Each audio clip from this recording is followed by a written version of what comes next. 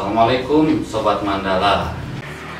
Jumpa kembali dalam acara Mandala Talk. Untuk episode kali ini kita kedatangan tamu yang luar biasa, Pak Eka Santosa, sesepuh Jawa Barat. Beliau politisi ulung, politisi PDIP, mantan ketua DPRD Jawa Barat. Sekarang beliau tidak bisa lepas dari perhatiannya dari permasalahan masyarakat, memberikan advokasi kepada masyarakat dari sisi sosial, budaya, dan lingkungan. Alhamdulillah nih, Kang Eka, terima kasih berkenan hadir di acara kami. Ini suatu kehormatan buat kami bisa kedatangan sesepuh Jawa Barat. Harapan kami melalui media ini Kang Eka bisa berbagi pandangan tentang Jawa Barat, bagaimana memberikan advokasi kepada masyarakat dan lingkungan. Hanya saja mungkin pada saat ini karena trennya lagi pilkada, kami mengangkat tema Pilgub Jawa. Bagaimanapun juga pilkada ini penting buat masyarakat Jawa Barat untuk 5 tahun ke depan. Seperti yang kita ketahui, tantangan yang dihadapi oleh Jawa Barat sangat banyak. Ada masalah kemacetan di daerah Jabodetabek dan Bandung. Ada masalah sampah di mana-mana. Kerusakan lingkungan di mana-mana. Ketimpangan antara wilayah. Dan mungkin salah satunya kita kekurangan sosok pemimpin yang peduli terhadap masyarakat. Nah, pada kesempatan ini kami berharap Pak Eka bisa memberikan pencerahan.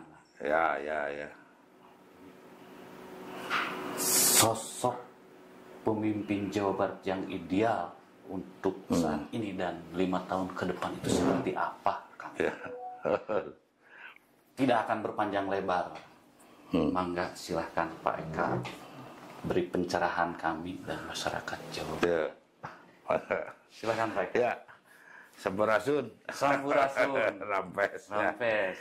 Ya, terima kasih kan. Hatur nuhun. Kehormatan buat saya bisa berkomunikasi dan saya menyampaikan apresiasi kepada Mandala ya, yang bangkit kembali begitu, sebab Mandala ini kan tidak lepas dari sebuah peredaran pemikiran masyarakat Jawa Barat ya, di tahun 70-an atau 80-an, termasuk menu yang harus dibaca bersama pikiran rakyat. Saya kaget, loh kok sekarang muncul lagi, dan ya karena itu kepada Pramakarsa dan teman-teman yang mengangkat nilai ini saya menyampaikan apresiasi. Saya kira tadi pertanyaannya cukup menarik dan memang hari ini kita sedang dihadapkan dalam sebuah perjalanan konstitusi sebetulnya ya. Betul. Tetapi ada satu kekhususan memang Kang, sebelum saya masuk ke materi, memang ini kan yang disebut istilah pilkada serentak. Betul. Dan di era reformasi atau dalam sejarah perjalanan bangsa ini baru ada kejadian ada satu pemilihan yang serentak antara bupati, gubernur dan seluruh Indonesia. Nah, pertanyaannya apakah penyelenggaraan seperti itu akan melahirkan seorang pemimpin lebih baik? Itu akan yang lebih tahu. Lalu kedua, apakah juga akan meningkatkan gairah atau partisipasi masyarakat dalam rangka menjalankan konstitusi ini? Ini itu kan penting, Pak. Ini saya kira hal yang harus kita evaluasi. Atau justru sebaliknya, justru mungkin kemarin Pilpres, Pileg sudah terlewati. Kalau dulu kan digabungkan ya. Jangan-jangan justru tingkat kejenuhan ya. Bisa jadi. Makanya nanti kita capek. Dan kalau lihat dari fenomenanya biasa-biasa saja ya. Iya. Bisa jadi. Beda kalau dulu kan kalau mau pilkada wah heboh gitu kan. Baliho di mana-mana. Lalu ya macam-macam lah. Lalu radio juga tidak pernah berhenti memanggil kan. Iya. Kalau sekarang tampaknya slow saja. Atau memang ada kurang sosialisasi dari KPU-nya. Faktor pendukungnya mungkin ya, faktor pendukungnya. Istilahnya kos politiknya juga dengan maksud diserentakkan mungkin ditekan, tapi apakah masih berdaya untuk ini satu pemikirannya dari kita. Betul. Nah, terkait kepada apa yang menjadi kepentingan Jawa Barat, saya kira iya. Dan di fase ini adalah satu momen yang sebetulnya menentukan masa depan kita. Ya, sebab ada regenerasi kan. Betul. Mungkin generasi saya ya sudah di atas 60 ya. Dan waktunya fasenya sudah selesai ya. Tetapi justru yang paling mayoritas dan dominan ini adalah generasi Z kan. Betul. Dan milenial. Nah, ini yang saya kira yang harus justru pemaknaan pilkada atau pilihan yang harus dia lakukan di situ. Karena ini akan mengantarkan masa depan mereka. Betul. Ya, masa depan mereka. Nah, ini bisa saja kan akumulasinya di atas 60% lebih ya. Warga milenial Z dan Z yang memiliki hak suara ya. Ini yang menarik ya. Kalau ini bangunan tumpeng misalnya pasakan partai pengusungnya kan sudah jelas. Partai ini punya segini, ini punya berapa begitu. Kalau diakumulasikan dukungan paling segini. Tetapi ada yang agak di luar atau swing voters ya, yang tidak bisa dihitung oleh kita. Betul. Nah, ini yang menurut saya juga bagian yang harus dicermati oleh kita. Tetapi ya tadi karena ini untuk mengantarkan masa depan mereka, saya kira itu yang harus dirasionalkan, itu yang harus oleh kita diajak berpikir kan. Kamu jangan salah nih memilih pemimpin kamu. Gitu betul Pak. Itu penting sekali Pak. Ya, nah kalau dilihat siapa pemimpin Jawa Barat ke depan, ya maaf ya Kang.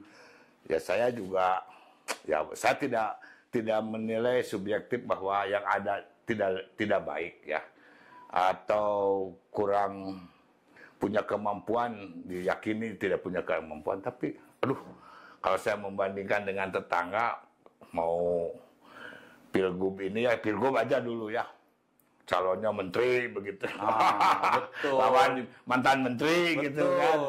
Yang satu ada daerah yang jenderal lawan jenderal gitu kan.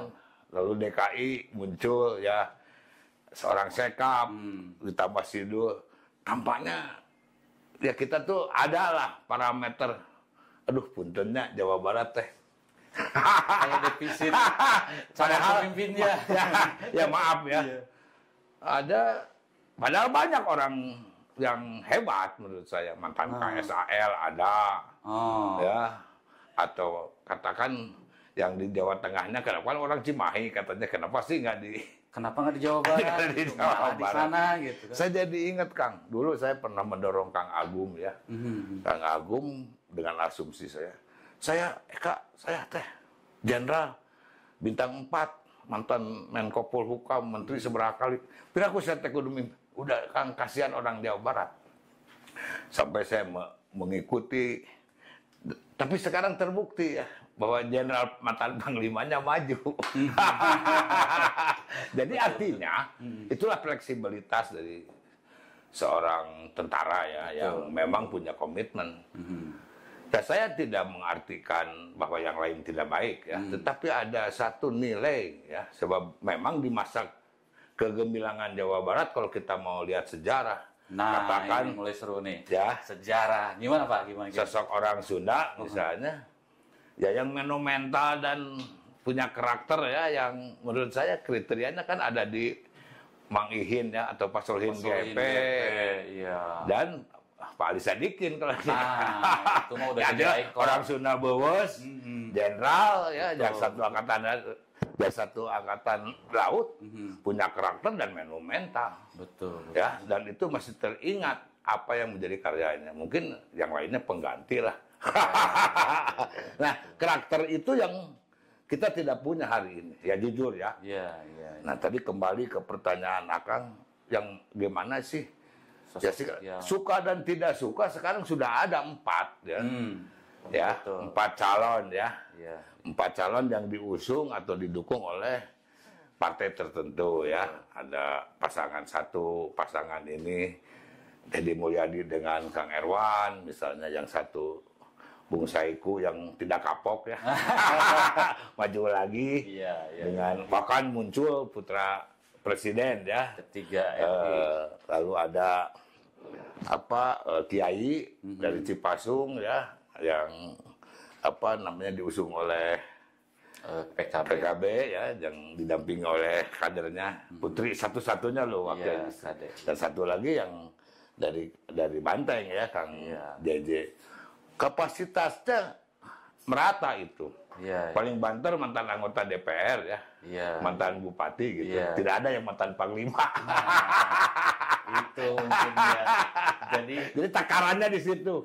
Dan bagi saya ya inilah ya kembali ke tidak ditemukan gitu ya. Tidak ditemukan oleh para elit politik. Apa nggak ada lagi? Ya itulah kira-kira maksudnya. Tapi punten ya kan, artinya kita. Nah, kalau itu yang akan kita hadapi ya suka dan tidak suka, itulah yang harus dipilih. Nah, tinggal bagaimana mengidentifikasi dari mereka yang diyakini bahwa ini yang akan bisa mengantarkan. Betul. Saya agak pesimis di situ, terus terang. Nah, itu kan sebab tinggal bagaimana kita yang mendekati, ya. Betul. Yang mendekati dari apa yang memang menjadi harapan, ya. Kriteria. Nah, itu kita tidak bermaksud mengarahkan pilihan kepada salah satu paslon, tapi kita ingin memberi edukasi politik kepada masyarakat, kriteria yang seperti apa sih yang terminimal ya. Nah, itu mungkin jagonya Pak Eka lah. Kalau saya sederhana saja ya, walaupun bagaimana kan mayoritas ini suku Sunda, Kang ya.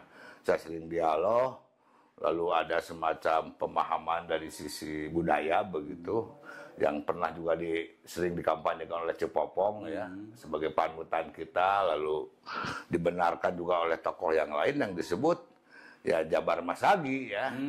Jabar Masagi. Apa itu Jabar Masagi? Nah, itu cenah di pemimpin teh kudu santri, nyakola, nyunda, nyantika. Ya. Ini wajib nih Pak Eka menjelaskan ini nih biar masyarakat tahu. Nyantri dalam pengertian ahli ibadah kan. Ya lepas keimanan dia apa ya, dengan pemahaman dari sisi keimanan tetapi berketuhanan ya. Dan itu menjadi satu hal yang sangat tidak bisa ditawar ya, permanen. Artinya tentang keyakinan ketauhidan, beriman kepada Yang Maha Kuasa, diimplementasikan dalam rutinitas pelaksanaan ibadah, itu yang menjadi. Jadi santri dengan kategori terminologi yang umum ya Kang ya. Betul. Saya tidak bicara mazhab atau aliran, tetapi memang sosoknya sosok seorang ibadah, seorang agamis. Seorang agamis, dan ini sesuai dengan nilai Pancasila. Ya Pancasila maupun kultur kita kan. Betul. Betul. Lalu nyakola ya intelektual kan. Betul. Artinya memiliki kecerdasan yang terukur, yang memang bisa memberikan sebuah jawaban, dan dia paham baik dari sisi sejarah kebangsaan atau kejawabaratan, tata nilai yang bisa dijabarkan, diimplementasikan ya dalam kehidupan keseharian dia. Tetapi nyakola di sini kan memiliki kecerdasan. Betul, bisa berpikir rasional, ya. Metodologis. Ya, itu. Kira-kira itu parameternya. Ya, nyakola namanya. Lalu nyakola itu juga dalam aspek perilaku kan. Betul. Ada Ki Hajar Dewantara lah. Betul. Ya, Tuturi Handayani berperilaku bagaimana selalu diorientasikan kepada hal yang bersifat edukasi kan. Kepemimpinan ya. Ya, kalau nyunda bukan berarti harus nyunda dalam pengertian sempit ya. Iya. Lalu kita mengartikan di situ kan tata nilai. Betul. Bagaimana sebuah peradaban, warisan nilai tentang kesundaan yang diwariskan oleh para leluhur Sunda. Nah, bagaimana? Keluar Kang, ayo Kang. Ya, soal kepemimpinan, soal kehidupan sosial, gitu ya, masalah toleransi, ciri desa cara sanagara, ya, lalu kemudian bagaimana perilaku kita kepada pemerintah, panyaur, panyarek, pangajak, itu kan ada satu nilai, ya.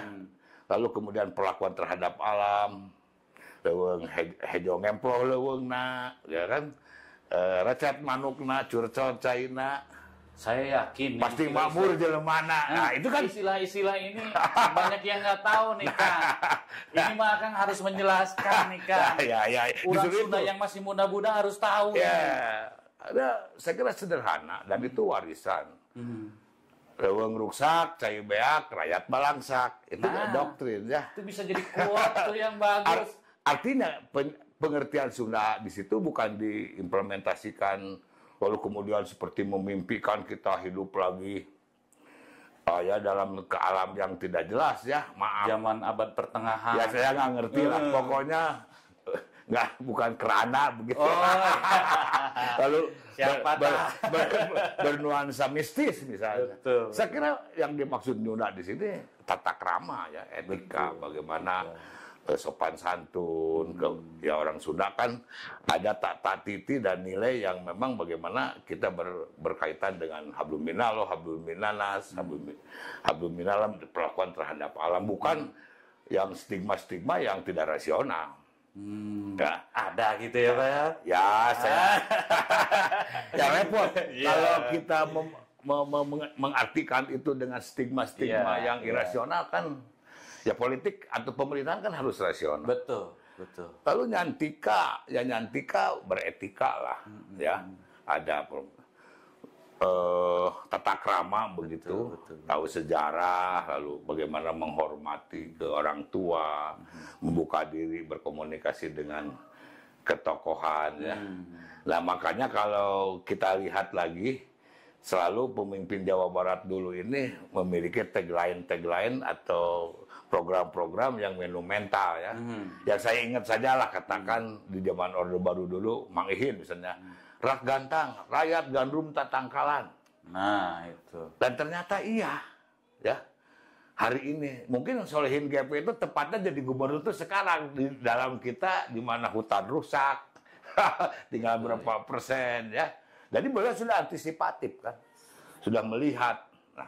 Lalu zaman Pak Aang tentang harmonisasi batur sakujur, batur sakasur, batur sadapur, batur sasumur, batur salemur, akhirnya batur sagubernur. Itu harmonisasi.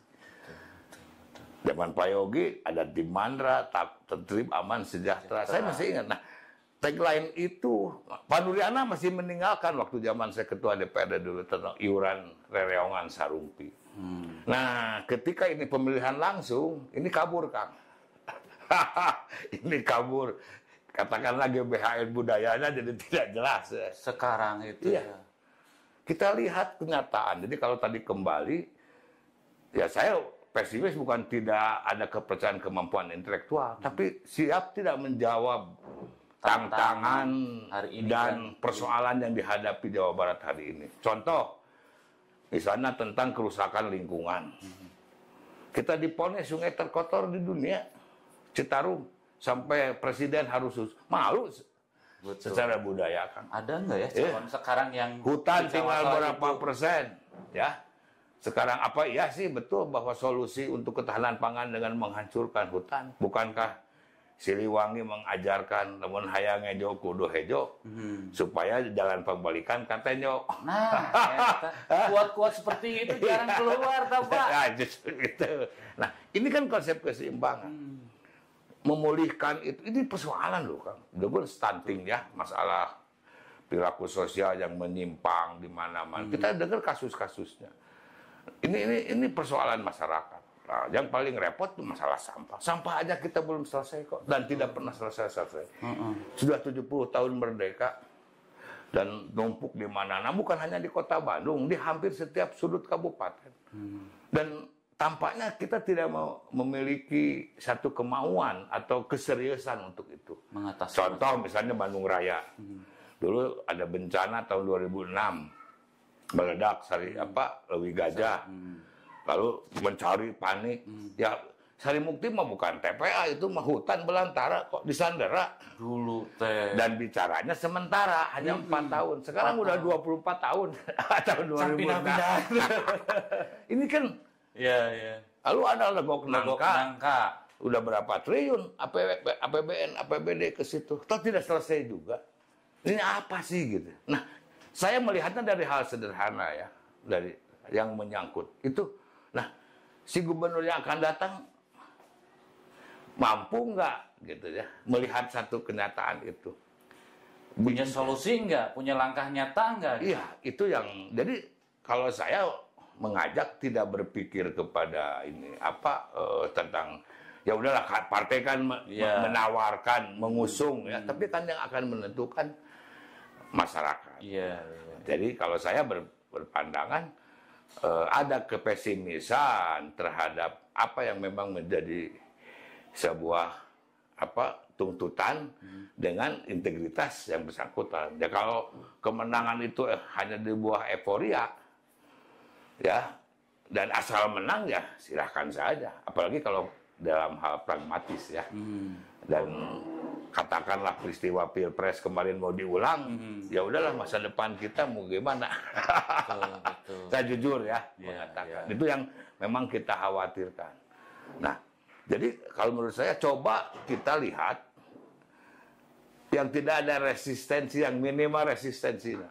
Jadi memilih yang buruk dari pilihan yang lebih buruk gitu. Bukan, artinya ada orang yang tidak terlalu beresiko ya. Ada ya? Ada. Pasti di antara 4 pasang itu ada yang tidak ada resisten. Yang minimal resistensinya. Tapi cariwasen lah.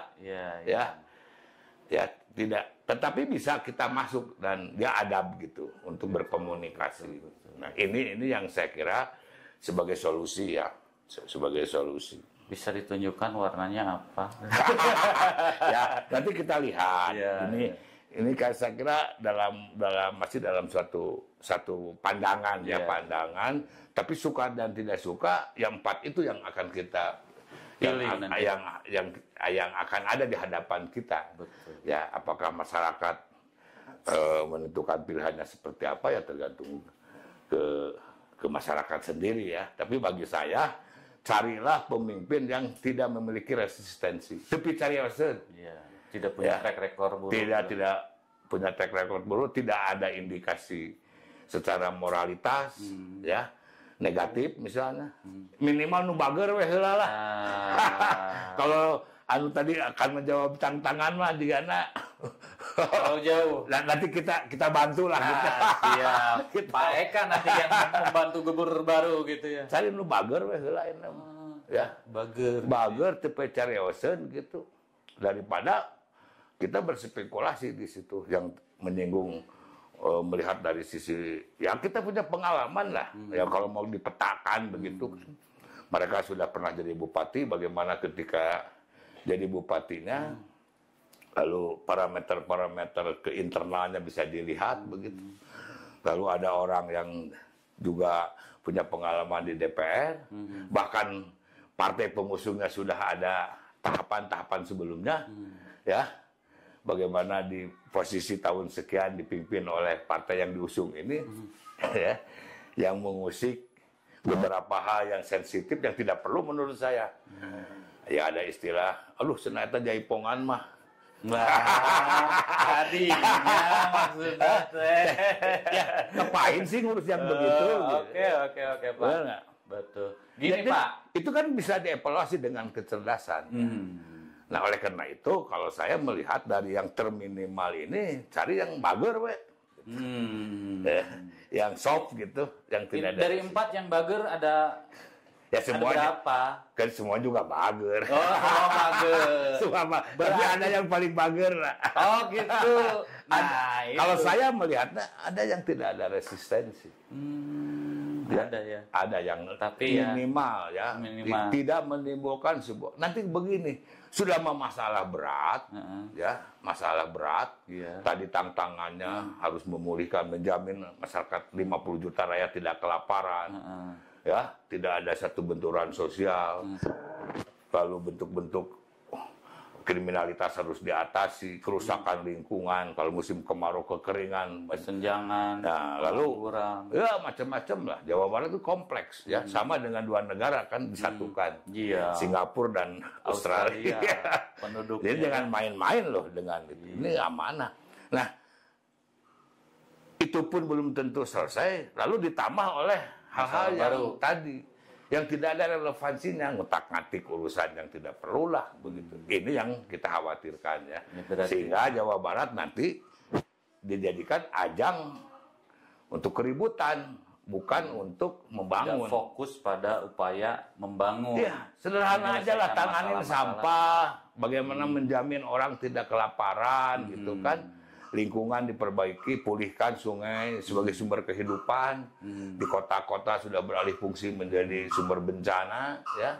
Ya, apa dipahami oleh mereka seperti itu. Nah, ini penting nih, harus didengar oleh para kandidat gubernur dan wakil gubernur. Jadi yang urusi aja dulu masalah-masalah real yang menyangkut kepentingan masyarakat. Betul. Jangan di luar yang itu ya Pak. Jamin bahwa 50 juta tidak akan ada yang kelaparan. Nah itu. Kesehatannya terjamin untuk bebas dan dia leluasa untuk mendapatkan pelayanan. Bila perlu sekolahnya digratiskan, ya sampai tingkat SLA atau seperti apa. Ya kan? Itu kan fungsi pelayanan. Ya. Lalu ya tadi urusan lingkungan, ya ketahanan pangan yang Jawa Barat ini kan lumbung ketahanan pangan nasional dan saya kira ini sudah mulai banyak tergerus. Nggak usah muluk-muluk dengan pemikiran yang seperti apa ya. Jadi kalau kesimpulan saya kan tadi kalau ditanya ya inilah nasib kita gitu. Tetapi orang baik tapi ada yang lebih baik. Ya, ada yang terminimal dari sebuah resistensi. Ini yang harus kita berikan satu pemikiran kepada masyarakat. Seru ini Kang. Ya. Sayang waktu kita mungkin harus berseri ini Kang. Oh gitu. Lagi seru-serunya, tapi ya gimana ya Kang. Tapi bolehlah. Bisa saya simpulkan pesan Akang itu yang pertama pemimpin itu harus punya 4 karakter Mas Agi. Ya. Mas Agi ya. Terus yang kedua, pesan kepada para pemimpin jangan ngomong yang terlalu bombastis, tapi urusan yang langsung berhubungan dengan kepentingan masyarakat terlupakan. Yang real aja ya. Iya. Masyarakat akan menyarankan pilih kandidat-kandidat yang resistensinya paling kecil gitu ya. Itu mungkin pesannya. Yang bisa saya tangkap dari obrolan sekilas kita lah. Begitu Kang, sebenarnya kita ingin lebih panjang lebar nih. Karena ternyata nih urusan untuk Pilgub aja menentukan pemimpin yang ideal buat Jawa Barat untuk 5 tahun ke depan. Ternyata banyak segi yang harus kita bicarakan. Kembalikanlah kepada marwah ke Jawa Baratan. Gemah ripah, repeh-rapeh. Itu amanat loh. Ya. Dan itu tidak bisa dilepaskan dari jati diri seorang pemimpin di Jawa Barat. Dia harus paham itu. Ya. Jangan coba ini digeser dan alam akan berbicara lain. Nah, itu. Judulnya Kang Eka mengingatkan. Baik. Terima kasih nih Pak Eka. Terima kasih Kang. Ini masih banyak yang harus kita bahas. Baik. Tapi ini karena mungkin untuk stage sekarang mungkin kita potong dulu segitu. Ke depan kita bicara lagi lebih banyak. Lebih fokus ya. Lebih fokus. Terima kasih Pak. Sama-sama. Hatur nuhun pisan. Pencerahannya baik buat kami di sini di Koran Mandala, buat masyarakat dan para kandidat gubernur dan wakil gubernur yang akan termasuk bupati dan wali kota. Nah, belum kita bahas ya. Betul. Siapa? Ya, baik. Mangga. Terima kasih atas pencerahannya. Ya. Semoga itu jadi kebaikan dan bekal buat masyarakat dalam memilih calon gubernur dan wakil gubernur di Pilkada tahun 2024. Kita tutup saja acara ini dengan pembacaan hamdalah. Alhamdulillahirabbil alamin. Wassalamualaikum warahmatullahi wabarakatuh. Sampurasun. Sampurasun.